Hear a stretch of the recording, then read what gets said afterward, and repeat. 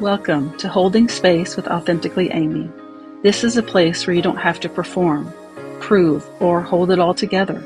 You're allowed to exhale, to feel, to speak, or just be.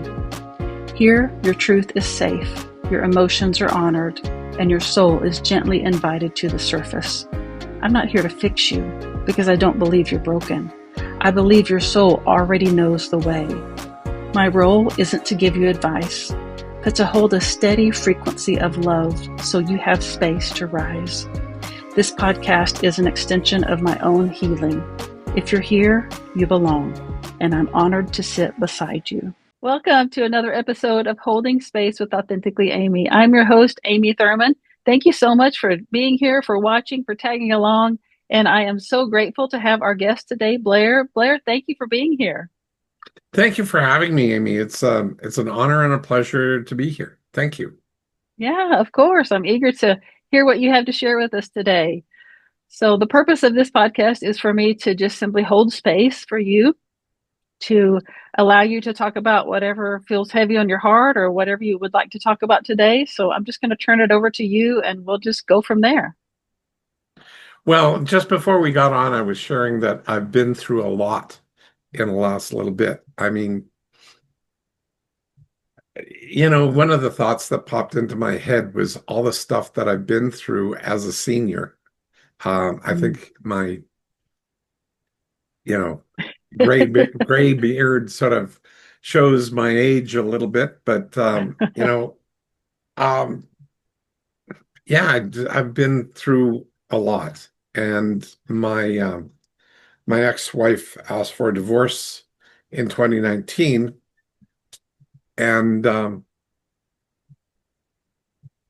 that created a rather radical shift in my life. Um, a lot very good, but a lot that's challenging.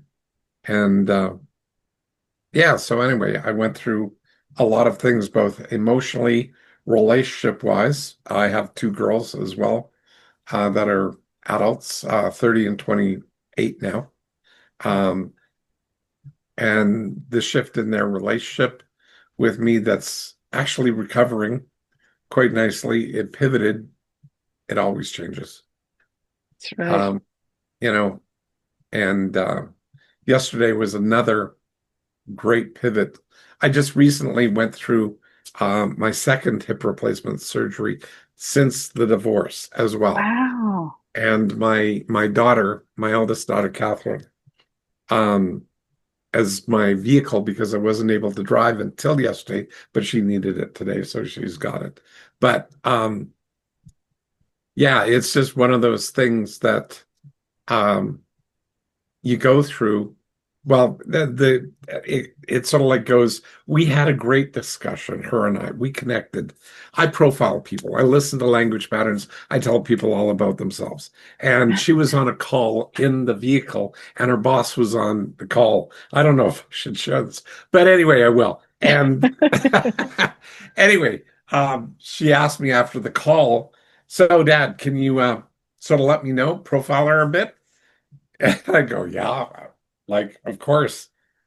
And I was just noticing all the lack of self-confidence that this woman was trying to create this mask of being confident.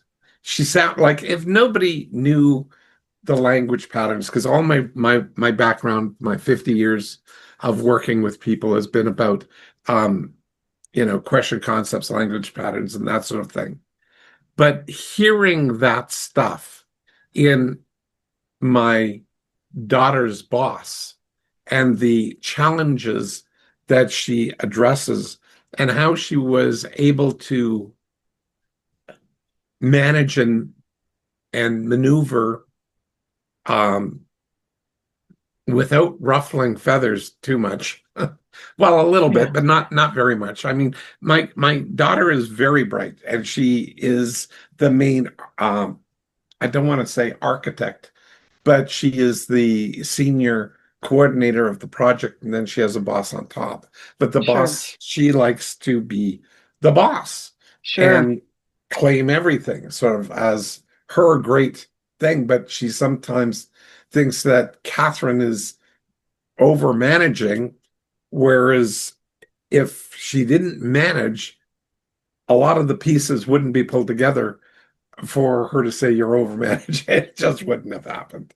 Yes. Anyway, it was fun to listen to the language pattern, share the gaps in self-confidence that she presented, and give me a wonderful opportunity to reconnect with my daughter in a way that we used to. Like when she was in grade 8, she would, she started having boyfriends.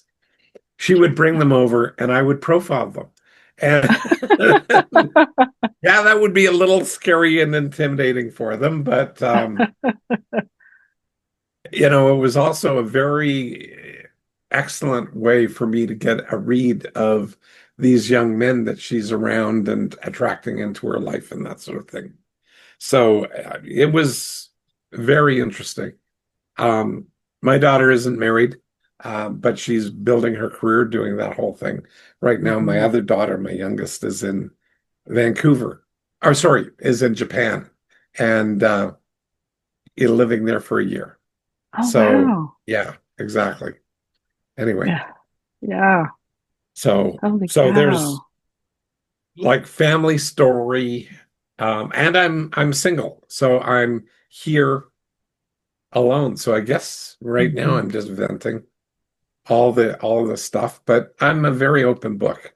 So I Yeah. don't have a problem with sharing. I'm very, very transparent about what's going on in my life, what's happening, health issues, challenges like um, prostate cancer. That was exacerbated the hip replacement. So Oh, I bet. yeah. So when they used radiation and radiation sucks the minerals. Yeah. So demon helped to demineralize my joint. So it Sure. so I got both hips replaced in the last 6 months. And then I Wow. have all kinds of issues, the leftover from the radiation and but no cancer and two new Well, hips. So yeah. there you Look at go. that. Yeah, exactly. So it's wonderful. It's Yeah. wonderful. So I I don't know.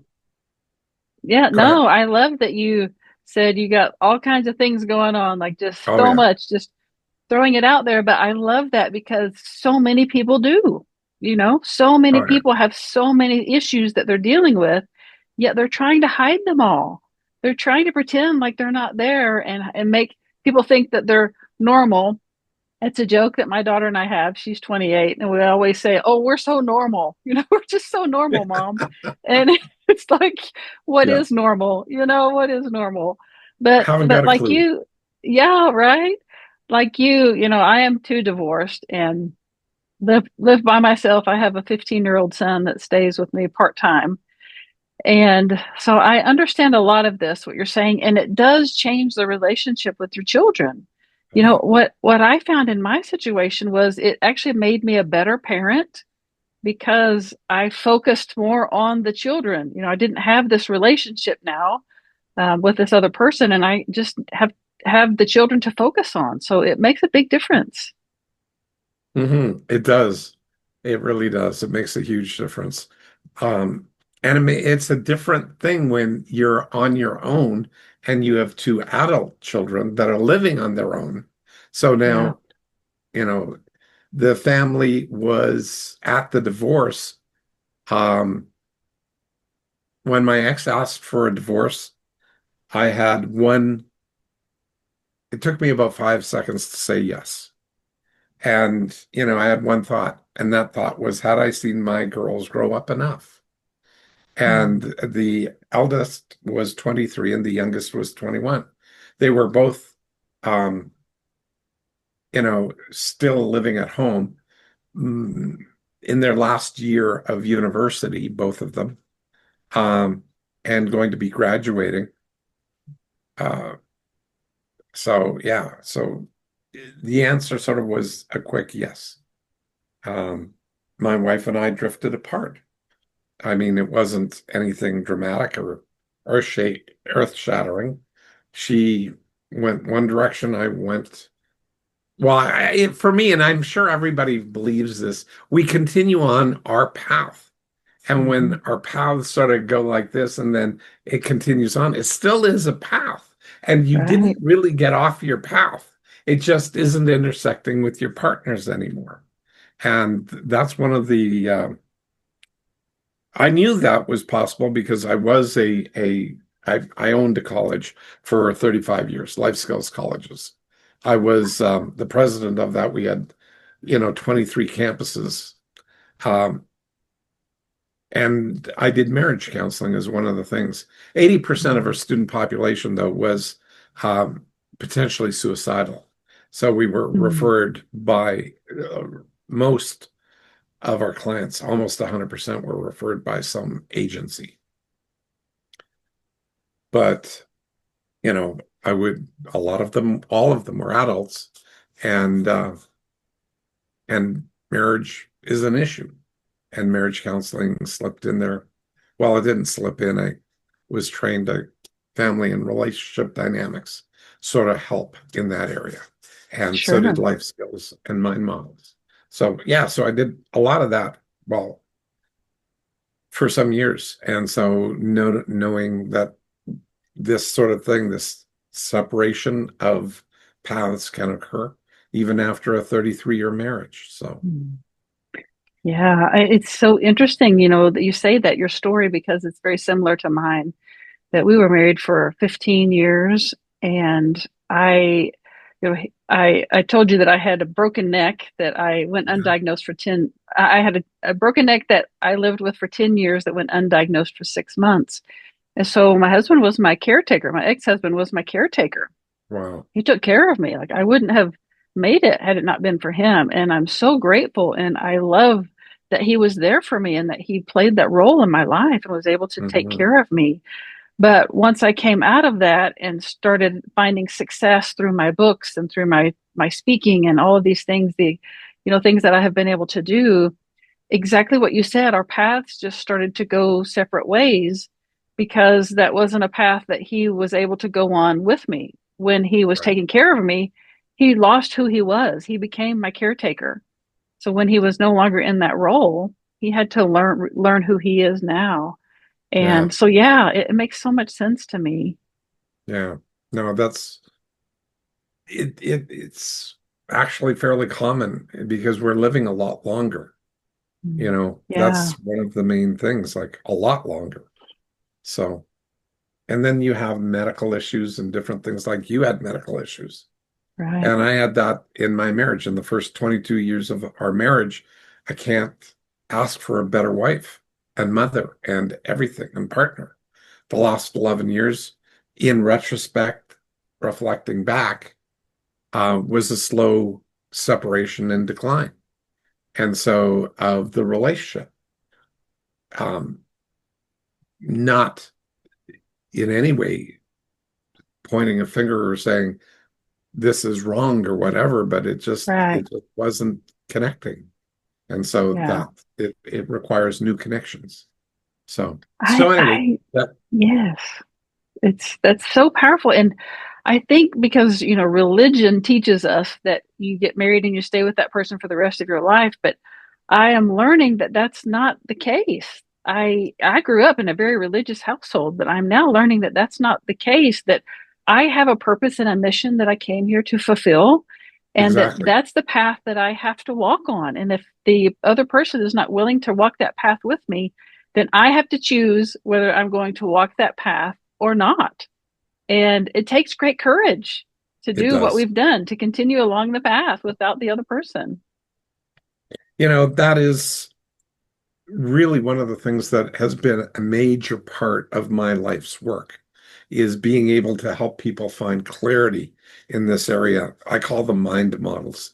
They're ways of thinking, but so many people, unfortunately, don't transition well, and they Yeah. go into, sometimes they get better quickly, other times they go into a funk and they fall into this pit of despair that is takes them years to get out of.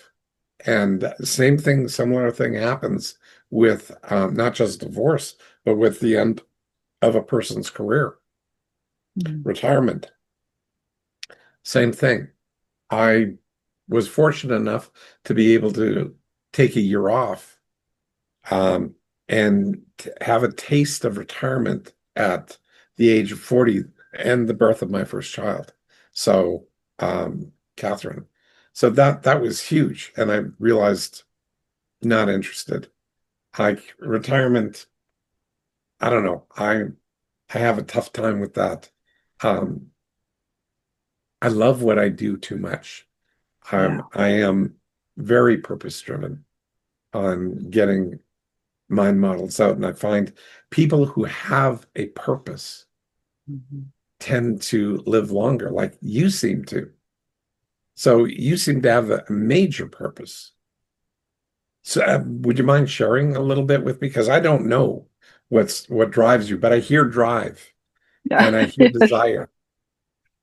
I am a very driven person. It is Yeah, true. you sound like it. I am. I was working at the University of Oklahoma when I had the accident. I mean, I had the accident at home that broke my neck, but I was working at the University of Oklahoma, working so many hours, even bringing work home on the weekends. If I wasn't doing work, I was volunteering. I was just constantly doing something because that's where I got my sense of self worth. And my Hmm. body had been sending me signals to slow down, and I refused to. So it just wiped me out. I had to slow Yeah. down. I was incapacitated for almost a year, and I had to slow down. And so I'm a very driven person because I know that I have a mission and a purpose that I am supposed to fulfill, and I'm determined to do that. But I've also learned since then that part of the process is resting, is reflecting, is contemplating, is going within and sitting in the quiet and not allowing anyone to take that away from me, and really preserving and protecting that time that I go inside and do the introspective work, because that's really where the power is the introspection. So true. Yeah. No, one of the things that I discovered, well, was forced to at Life Skills College, but in my own life, um, I am naturally an introvert. I Me too. have extrovert skills, but Hmm. so some people would say, "Oh, you've turned into a multivert or an omnivert or whatever." Ambivert, yeah. Yeah, and I go, "Well, okay, whatever." Um, but I still do relate to introvert probably the most. Um, anyway, my point that I was getting to is just reflection is a huge tool, and um, with so many people at Life Skills College in major need, figuring out and reflecting on what I saw during the day and how I felt and how they felt and how other people around them in the groups that we were running, the classes, were saying that they felt, and then noticing patterns of how people behave and recognizing that the ones that were trying to believe their way out of their issues were the ones that were staying stuck. Mhm. And I can't even say the longest because they generally didn't get unstuck until they started identifying and, behaviors. And we would say at Life Skills, and well, I would say if you don't do it, it doesn't count. Whatever the life skill or the mind model was that we were going through, if people would talk about it and just intellectualize it, that wouldn't change their life. If they would believe in it and go, I believe this will work for me, then my next question would be, so where's the behavior that shows me that? Yeah. Because if you don't do it, if you don't actually use the mind model, it can't work for you. And, these are all the little things. Like right now, you're nodding your head. that's called nonverbal following. You have, Mm. that little is called verbal following. So that's two out of the 362 mind or life skills. And there's over 138 mind models that are on top of that. You don't need life skills. You got great life skills. It's life skills are all about coping, problem solving, and success. But mind models takes the whole thing to a different level where you start identifying your subconscious behavior patterns and turn them into conscious behavior patterns so you can choose how to behave with choice rather Wow. than just reacting. You can actually make a choice. Still honest, still authentic, still whatever, because it's you and it's your way of doing it. And Mm. that's the thing that I found amazing when people would choose to change as opposed to trying to change. Oh, And yeah, it resonates with me deeply because, in we talked about this before we came on the recording, but about my mission about putting authentic intelligence out into the world. That people come to me and say, Amy, I want people tell me to just be yourself, just be authentic, but I don't know who that is. I don't know what that means. I want to just be who I am, but I don't know who I am. And it sounds like it falls in line with what you're talking about because you have to the first step in that I teach is self-discovery. You have to know who you are beneath the expectations and the noise and the mask that you wear and the roles that you play.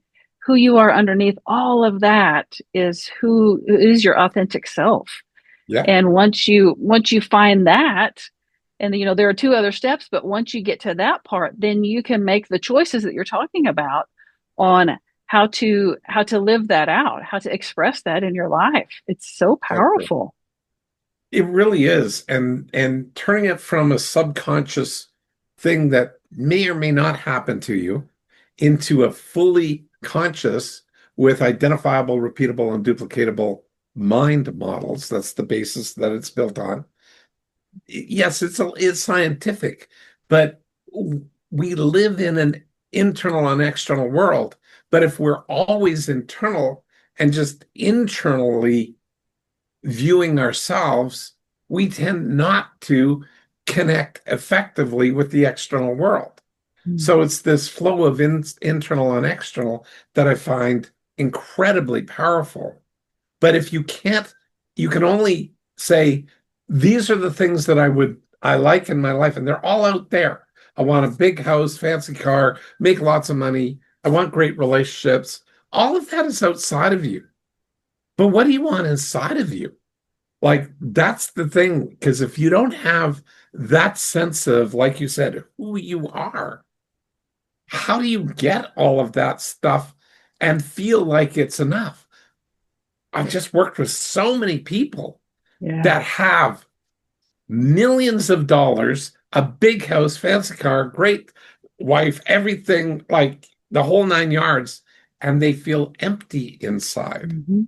And Yeah. I call, and they're working like crazy. I refer to them as overclocked operators. Like they're Ah. they're like way running on full while running flat out, never feeling full, never feeling Mm. complete. And they just like a lot of them are incredibly successful people on the outside. They just don't Yeah. feel it on the Yeah. inside. That's the name of my first book. It's called Finding My Hero Within. Yeah. Because what I discovered through that journey of living 10 years with a broken neck was that I was looking outside myself for validation and for all of the answers outside myself. But once I learned to turn inside, that hero that I was waiting for, that knight in shining armor that I wanted to come rescue me, was found in my reflection in the mirror. It had been Yes. there the whole time. I was just looking in the wrong place. And, that's one of the reasons I'm so determined to get this message of authenticity out to the world because people are just looking in the wrong place. Society is teaching us to look in the wrong place. And we're never going to get where we want to be and become the person we want to become until we learn to shift that and begin looking in the mirror. Well, that's been my life's work with mind models. Um, literally one of the mind models that you were describing there is called confidence, well, self-confidence versus confidence. So confidence is others identifying your effective use of skills, attitudes, and behaviors. And that's you Mm. looking out for validation from everybody else. Self-confidence is you self-identifying your own effective and successful use of skills, attitudes, and behaviors. And when you do that, you own that self-confidence. It's not confidence, because if it's others and you look up to this person and they validate you very positively and you go, wow, I'm great. And then you act great. And then they come around and they give you feedback saying, that's not so great, or that's terrible. And you collapse. And then you put on this mask because you don't want to lose what you had. So you Yes. learn to have this mask. And that Yes. mask is like, that doesn't work. And a lot of people, most people, don't discern the difference between, self-confidence and confidence. That's And it's huge. I'm my brain is exploding a little bit right now because I have never thought about the difference in those two. Like when people say, "Oh, so and so is just so confident," you don't think about that means that their validation is coming from an external factor. I have just never put those two together. Yeah. That's fascinating. Well, that's what my reflective brain did. And then I tested it at Life Skills College because we had over 1,000 students, as I might have mentioned. And I was able to test each of these mind models because I didn't want anybody to die, because you have suicidal people. You don't want Yeah. that, Hmm. and that was the thing that was keeping me up at night. So I started creating these things. And one of the earliest ones was the need to name and label. You know, I learned this when I was, I don't know, 5, 4 or 5.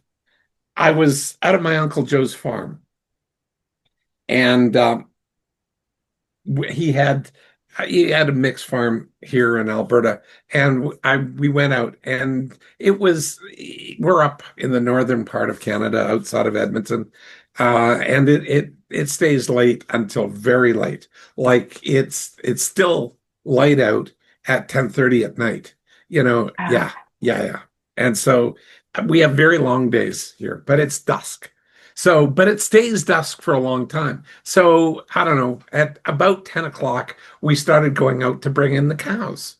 And my uncle just said, Blair, do you want to come? Of course. Like it's my Uncle Joe. So we're going through the barn first, opening up the gates and the stables where the horses, or where the cows would go. And we keep on trekking out to the field, and we go through a wooded area. And I'm this little city kid that's like 5 years old. And I hear this rustling. And I go, oh, Uncle Joe, what's that? Like I was petrified, like hearing rustling sounds in the leaves in front of us. And he said, shh, Blair. Shh. And out across the path ahead of us scampered a little mouse. That's the sound that a mouse makes in dry leaves. And I went, mm, oh, that was a mouse. Yep. And then a little later on, I heard this ungodly screech, and I freaked out. I remember freaking out, so like it was so impactful, and this horrific screech. And I said, Uncle Joe, what's that? And he literally said, okay, like just watch, look up here. And I did. And I saw a barn owl come through, or referred to as a screech owl, because of the yeah. sound they make. Oh my gosh, that was like terribly scary. And then we were almost to the edge of the forest, and then all these yip, yip, oh, like all the sounds. And Um, I said, what's that? I'd never been out in the country. I hadn't heard coyotes howling before. And yeah. all of a sudden, you start hearing them from all over, like eyes for saucers. Uncle Joe, what's We're like, surrounded. yeah, felt like it completely. And anyway, Uncle Joe said, that's coyotes. They're talking to each other, they're communicating. Oh, okay. So we get the cattle and round them up and get behind them and shoot them through the same path we came up. And sure enough, I hit the edge of the field, and what did we hear? The coyotes. And I remember being so proud. It's like, Uncle Joe, that's coyotes. Just, it was that. And then another screech owl diving down at this rustling in the leaves. And, Oh, the when the bird missed it, and thank God it missed, I didn't want to see it capture food, but right. it missed, and the mouse lived. And the bird screeched on the way up. It was like frustrated or something. I don't know, but it just screeched then. And I heard the rustling. Screech owl mouse. And I Yes. wasn't scared. I knew what was happening. And that lesson of naming and labeling took Mm, my fear and turned it into names that I could manage in my mind, that things were no longer, you know, terrorizing me. And I didn't learn that lesson until I was 21 when I started the college with my mother. And I needed to start naming and labeling things that weren't named and labeled in the manual, like in Life Skills Coach Training Manual, because we needed ways to help people cope and problem solve and figure out what's going on. And a lot of people didn't identify simple things. Well, to me, they're simple now, but it yeah. was blowing your mind with self-confidence versus confidence and Hmm. putting a definition to it. And people go, boom, like, that's so true. Well, what about if you changed it from right, wrong, good, or bad? Because I'm good, I'm bad, I'm right, I'm wrong. Okay, we own that stuff. But what if we don't? And to me, that was judgmental. That was Hmm. a judgment that I was placing on myself, or I accepted from others calling me good or bad or right or wrong or better or best or whatever or worse. It was the worst way you have ever done that. It's always me. But life skills sort of showed me that it's not necessarily you, it could be behaviors, but it didn't name them, didn't give me an alternative model. I just knew that this could be a behavior, like it's a shirt, but I could change it because it's a behavior. But what if I could change the model in my brain so that if my model of my brain said, well, that this thing out there is effective or ineffective, the thing that I did that I can change because it's just like my shirt. If this is effective to wear, great. If it's ineffective to wear, go change it. It's not me. It's just a piece, an article of clothing. Just go change it. Yeah. All that's what all of the mind models do, is they take the self blame, the shame, the beating up yourself, and place it where it belongs into a behavior that you then have actually power over because you can change your behavior. Yes. But if Yeah. you're looking inside at what you should believe and it's not working, and I mean, I was trained up way back in the beginning as a mindset facilitator as well. And my dad went into a coma. He was in a coma for 14 years, actually, before he Wow. passed. Yeah, my dad Oh went in gosh. for open heart surgery. Surgery went great, we were told.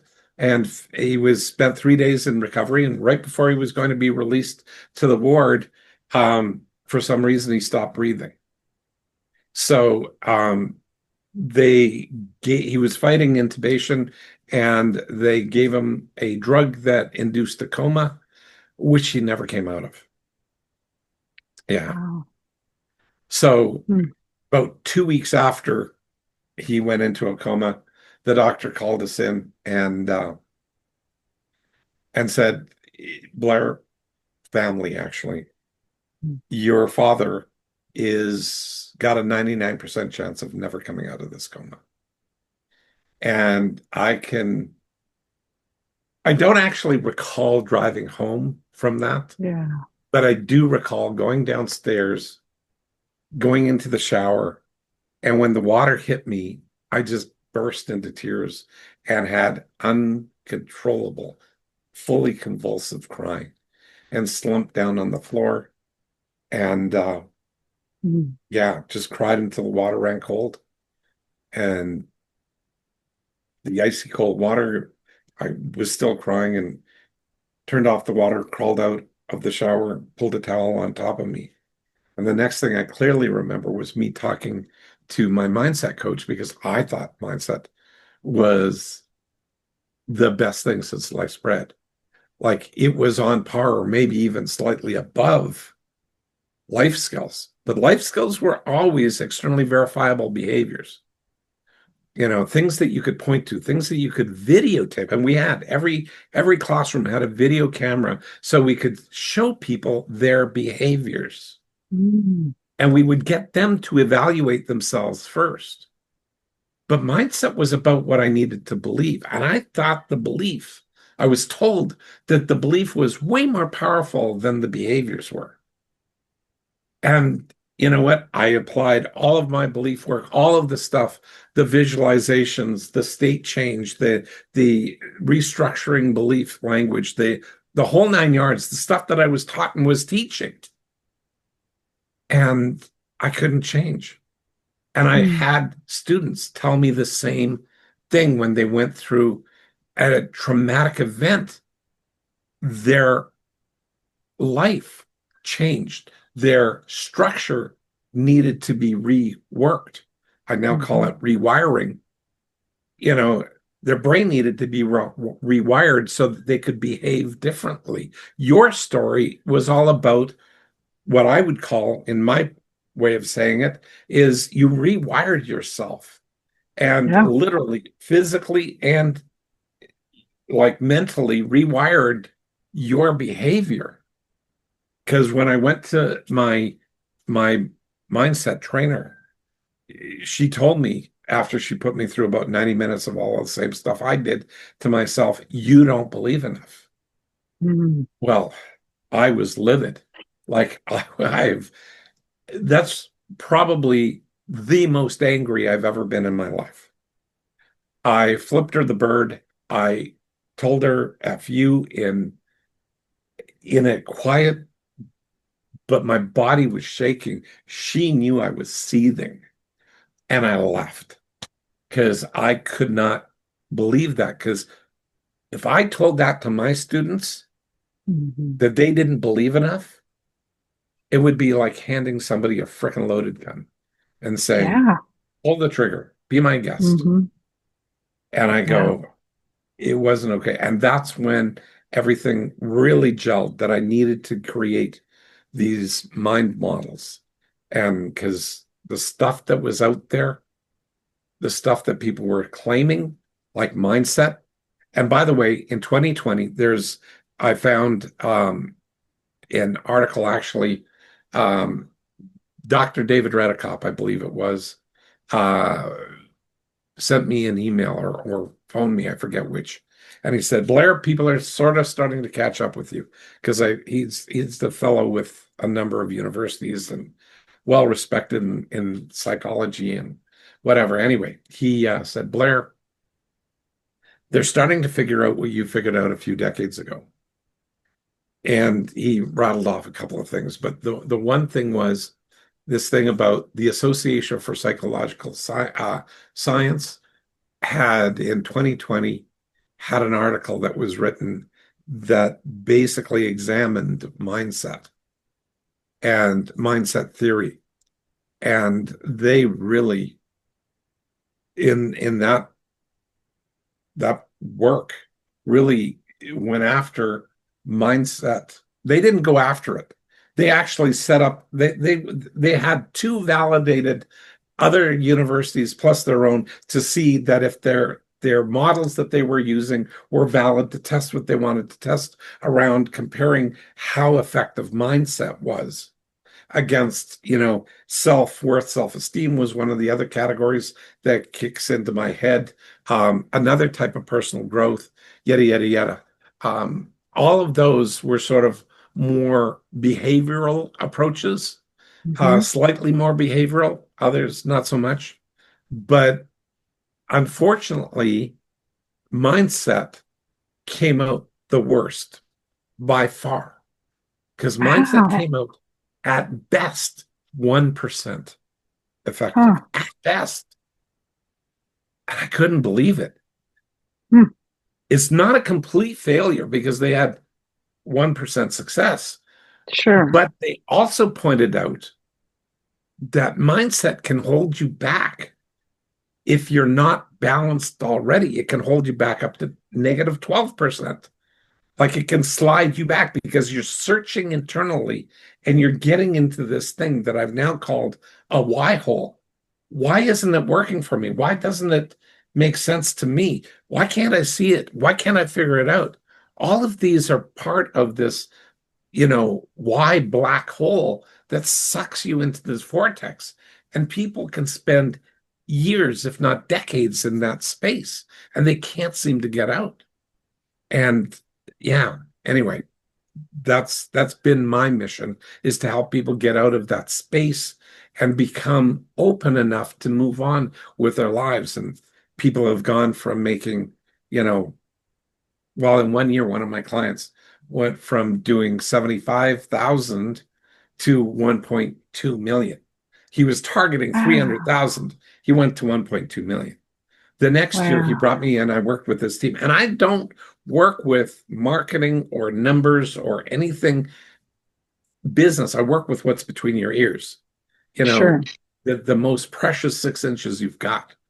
Hmm. And that space between the eight of them wound up doing $28 million collectively Gosh, the next year. that's amazing. It is. And it really shows when you get patterns down and you start understanding your own pattern of how you use it. It's so transformative. A couple that I trained up, um, Tim and Becky Graff. Becky wrote a book called Swept Away about her tragic loss that she went through 1 year after taking Mind Model Method Coach training.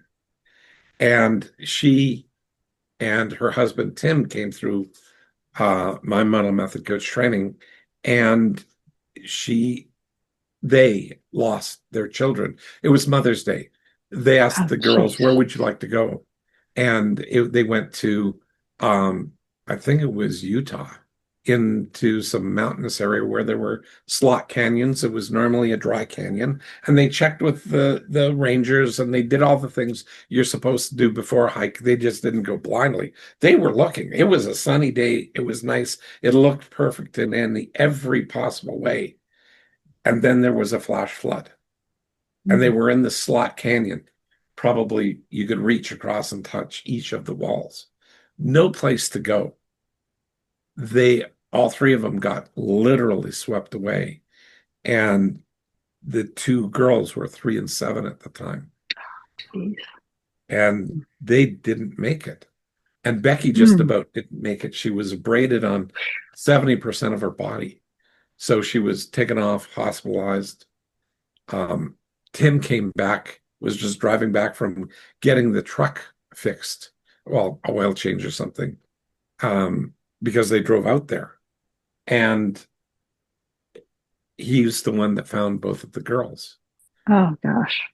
Yeah, yeah. Mm. And there was a huge search and everything was coordinated fast and that sort of thing. Anyway, it was a tragic event, but they're still together and doing very Mm. well. I mean, because they use mind models. They didn't go into Yeah. therapy. They, Hmm. she's, well, they have avoided, they have elements of PTSD, Hmm. um, but they've avoided the real serious nature of PTSD. And they know how to deal with the symptoms of it immediately because of the mind models. And That's she does management consulting and helps people with getting themselves online. It's just mind blowing. that is fascinating. Oh my Yeah, goodness. Yeah. So that is that something that you continue to do? These mind models Yes. you help people with? Oh yeah, that's what This. I do right now. I'm taking my overclocked operators. Those Mm-hmm. are the people that I'm working with right now. But I am, just recovering from years of my health issues. So I was in a relationship and my relationship ended, and fortunately, I was very transparent and told the person that I was in the relationship with that I had was just diagnosed. Actually, the day that I met her, I was diagnosed with prostate cancer. Wow. And I did, like full disclosure, she knew she'd had cancer before, so it wasn't as scary. Right. Yeah. And so, it was okay. And she helped me through it all. But as my hips deteriorated well after the surgery, or it wasn't surgery, it was the radiation therapy. Right. Um, like I just didn't feel much like a man anymore, and my Mm. hips weren't working, and I didn't feel like I could be a man in a relationship at that moment. Sure. Mm-hmm. And so I did end the relationship. In hindsight, that was a mistake to some degree. Part of it was, part of it wasn't, but it's opened me up to other possibilities. Yeah. So, and so that's fine. That's Yeah. life. That's all part of the journey of life. That's just what I was just thinking. Like that's part of the journey to help you Yeah, get and learn what you need to learn to make it to the next step of the journey. It's so true. Absolutely. ongoing, constantly ongoing. I Absolutely. This conversation has been fascinating. I have enjoyed this so much. I would love for you to tell people how to get a hold of you and if there are any other things that you offer that you haven't shared, please share that. Well, I'm writing a third book, but I have two books. One of them is Phobia Freedom Formula, Oh wow. where I've adapted um, neuroscience, thought field therapy, and mind models into a way that I can help somebody, and I've helped hundreds of people with this, be able to break out of therapies, fears, phobias, PTSD.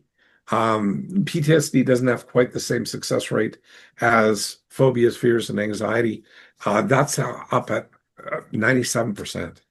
And it usually takes one 45-minute session or less Oh my because goodness. it's about how you think, not what to believe, not what to think, but how you think. Hmm.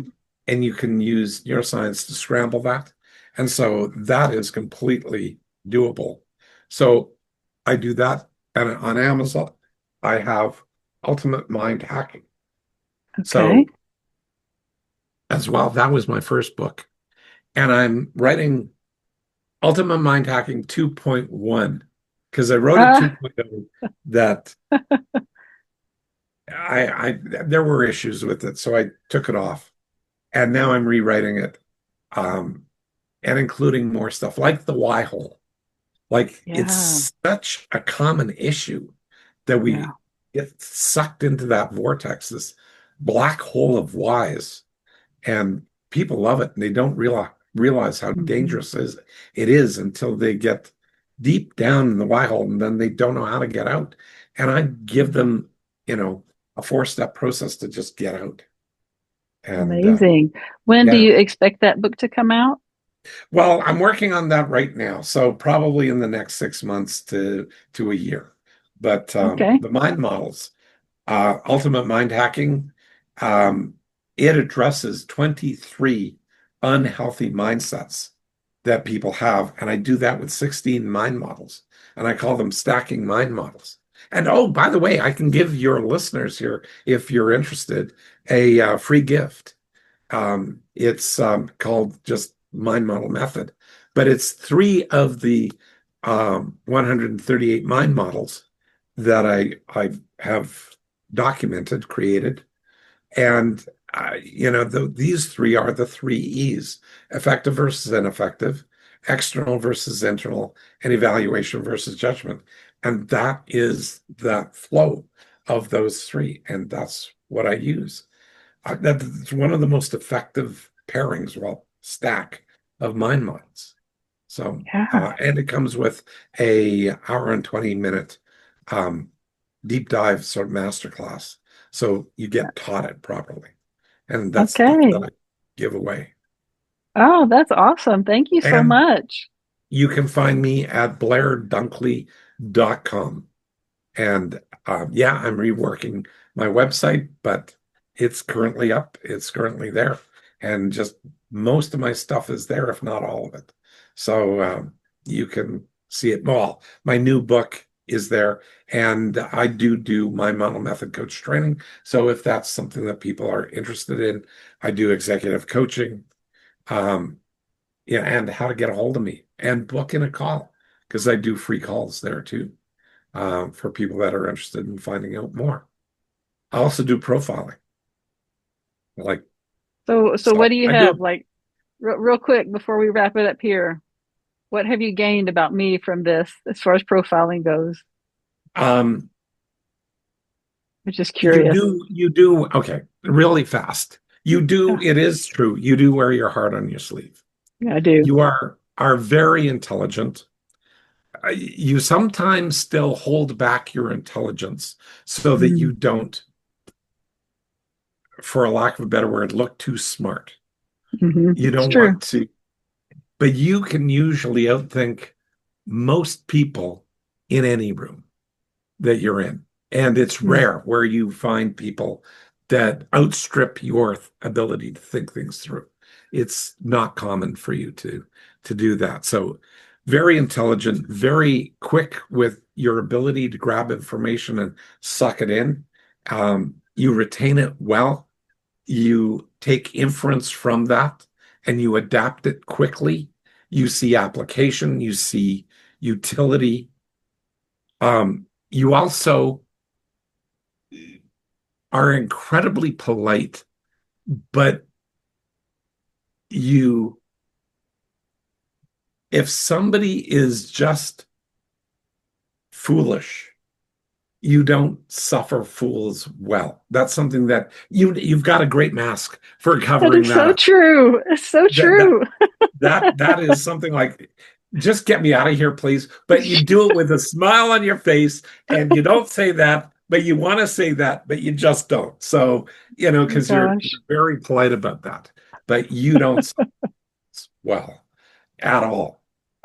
They've got to have a level of intelligence, and you're Hmm. attracted to, um, if you're going in a relationship area, you are definitely sapiosexual. So somebody who is attracted to, they are turned on by somebody's intelligence.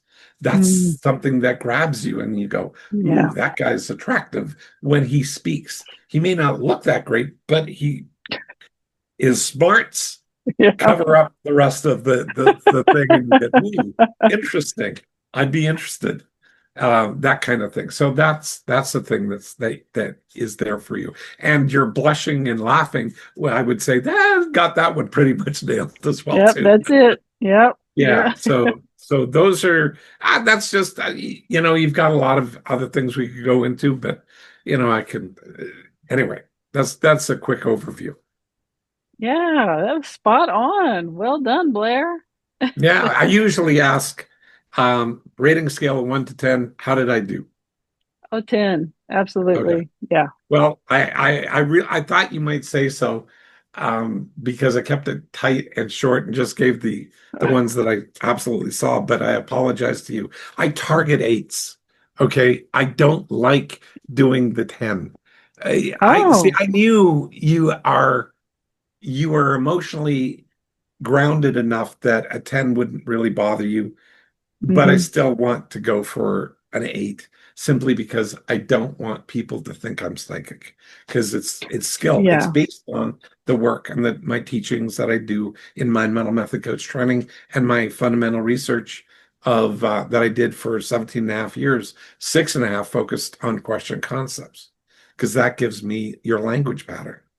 Because Yeah. everything that you say is filtered through a who, what, when, where, why, and how. But those are just the titles. There's 4 columns to the 6 question concepts. Each column is the same type of information, each one a little different than the next. But that took me 6.5 years to codify. So I got that figured out. And then 17 and Amazing. a half years working on belief systems and how belief systems actually operate Yeah. and Well, how. you just gave me the short version, so maybe the extended version might be an 8. Let's just Okay, say that. absolutely. No, I would have. Oh, Thank that's you. funny. Yeah. Thank you very much. I feel better with 8s than I do with 10s. So, so it's Yeah. exactly where I wanted to go. But yeah, Yeah. but All that right. was Good stuff. Well, I will be sure and include your website and your all the links that you're talking about in the show notes so that people can get them real easily from you. So thank you so much absolutely. for being here. I love this conversation. Thank you, Amy. Really, you are very authentic. And I want to thank you for inviting me, but I also want to remind everybody that's listening here, like, if you got anything out of this, Amy provides a great service, a great opportunity to help you guys discover your authentic selves, because she's doing it authentically as well. And at the end of the day, if you could give her like a 5-star rating or a comment and just a recommendation, that would be huge. If you got anything, just do that. It helps the algorithm and helps her grow, this podcast. It really does. Thank you so much. I never say that. Like that's just not who I am. I'm doing this because I love what I do and I love providing the service, but I don't ever say that and I probably should. So Of thank you course. for that. I appreciate you sharing that. No Means a worries, no lot. worries. I'm so glad I had the Yeah. opportunity of sharing. Yeah, me too. Well, thank you again for being here. I'm really, really grateful for this time. Thank you. Yeah, well, thank those of you who are watching and listening. Thank you so much for being here, for tuning in for another episode. And I hope you found it helpful. Please share this so that we can get Blair's message and his offerings out to the world. And until next time, I will be here holding space for you. Thank you for being here. And to my guest, thank you for your honesty, your courage, and your truth. It's an honor to hold space for people like you. If something in this episode stirred something in you, if you breathed deeper, softened, or felt a pull inward, consider this your invitation. Whether you're ready to share publicly or prefer to remain anonymous, I'd love to hold space for you too. This work isn't just for podcasts, it's for people everywhere. And I'm bringing it into businesses, schools, communities, organizations, anywhere humans need a place to be and for someone to hold space for them. To learn more or to schedule your own session or to be a guest on this podcast, visit www.getamyshelp.com or just reach out to me. I'll meet you with open arms and a quiet, sacred seat. Until next time, thank you for being beautifully, unapologetically human.